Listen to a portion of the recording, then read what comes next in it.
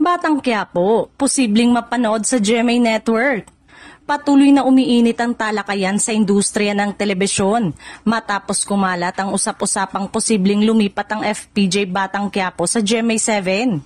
Bagamat walang opisyal na pahayag mula sa ABS-CBN at GMA, naging maugong ang espekulasyon dahil sa pagbabago sa block time partnership ng ABS-CBN at TV5 na nakaapekto sa ilang kapamilya shows at artista. Ayon sa ilang observers, hindi imposibleng mangyari ang paglipat dahil patuloy na nag-e-expand ang content partnership sa pagitan ng malalaking network. Matatandaang nakipag-collaborate na rin dati ang GMA sa ABS-CBN para sa airing ng It's Showtime sa GTV. Kaya nakikita ng ilan na posibleng mas lumawak pa ang ganitong klase na kaoperasyon. Lalo na kung makikinabang ang parehong panig sa ratings at audience reach.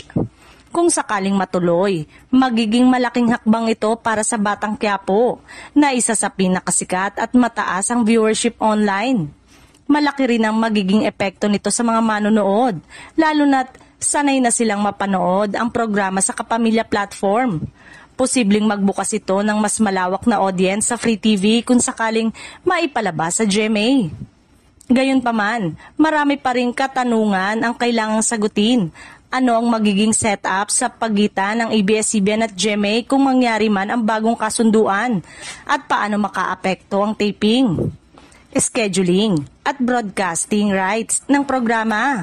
Sa ngayon, nananatili itong puro espekulasyon hanggat walang opisyal na anunsyo mula sa ABS-CBN, GMA o mismong mga tao sa likod ng Batang Quiapo. Maiging ituring ang balitang ito bilang haka-haka lamang. Gayunpaman, patuloy itong sinusubaybayan ng publiko dahil maaaring maging isa ito sa pinakamalaking network moves sa Philippine TV kung sakaling magkatotoo.